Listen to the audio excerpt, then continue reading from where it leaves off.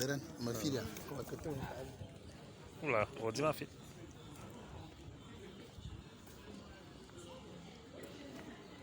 Bonjour. Bonjour.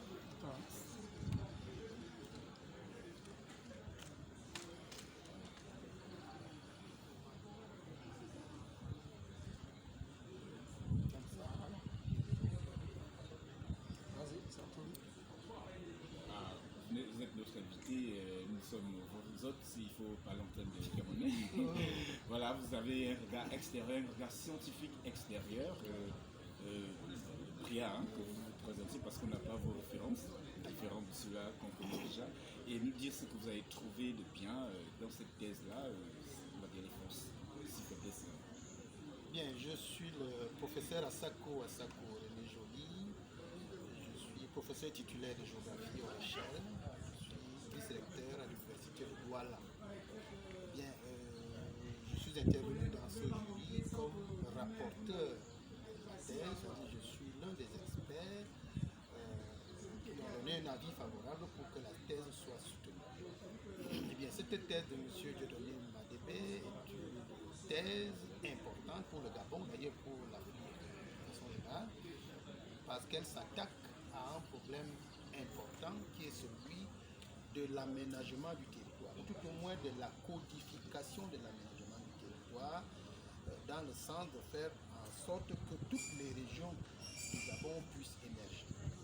Comme vous avez pu le voir, nous sommes partis du concept de dynamisme territorial vers le concept de la valorisation des potentialités de chaque province ici au Gabon. Parce que vous avez des provinces minières, comme il y en a qui ont plutôt des potentialités touristiques et d'autres qui ont des potentialités agricoles, j'en passe et des meilleurs. Donc, la meilleure politique d'aménagement du territoire consisterait à traiter toutes les provinces gabonaises de façon équitable en valorisant les différentes potentialités les unes et les autres. Parce que, voyez-vous, si on met tous les œufs dans un même panier, il est possible que si ce panier a des problèmes, eh bien, l'ensemble des édifices puissent connaître les mêmes problèmes. Donc, il faut diversifier l'aménagement du territoire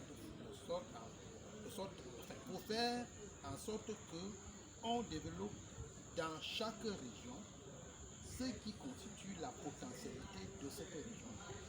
C'est de l'ensemble qu'on va donc pouvoir arriver à l'émergence du pays, au développement, je veux dire, tel qu'il est souhaité par tout le monde aujourd'hui.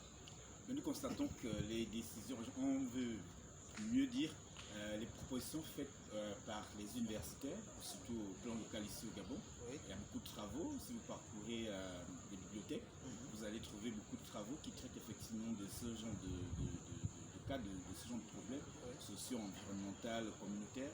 Mais malheureusement, au niveau des décideurs, on a l'impression qu'à chaque fois, on réinvente une politique comme s'il n'y avait pas des travaux qui avaient déjà été faits en amont. Est-ce que c'est le cas au Cameroun? Et sinon, quelles propositions pourrez-vous faire au regard de ces observations? Voilà, comme vous demandez au sujet du Cameroun, disons que ce qui est fait au niveau du Cameroun, c'est qu'on établit une synergie entre les milieux universitaires de recherche et les milieux socio-professionnels. Parce que nous, à l'université, ce que nous savons faire, c'est la recherche. On sait faire la recherche. Mais pour que cette recherche-là soit implémentée en milieu professionnel, il faut qu'il y ait une synergie entre, d'une part, les milieux de recherche et d'autre part, les milieux professionnels où on implémente, où on applique les résultats de la recherche. Donc, je pense que c'est cette stratégie-là qu'il faut mettre en place. Comme vous parlez de l'exemple du Cameroun, à l'université, vous avez 3 vice-recteurs. Un vice-recteur chargé des enseignements, c'est le poste que j'occupe, de la professionnalisation et tout le reste. Puis vous avez un vice-recteur chargé de la recherche et des relations avec le monde des entreprises.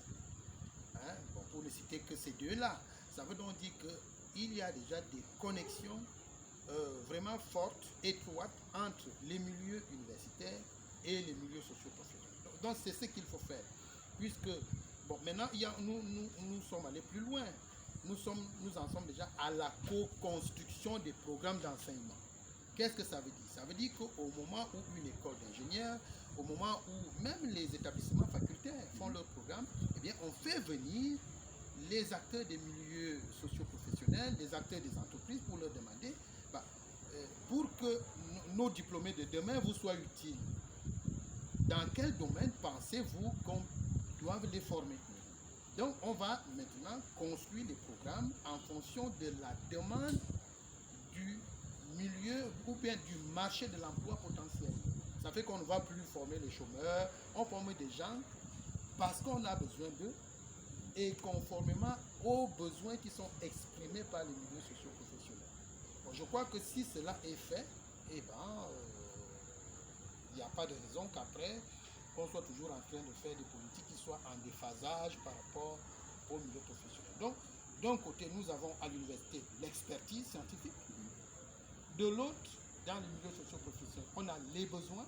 Donc, il faut faire en sorte que la formation rencontre les besoins ou bien que les besoins rencontrent la formation. L'éducation, formation. Voilà, c'est justement l'adéquation formation-emploi, tout simplement. Merci, professeur. C'est moi qui vous remercie.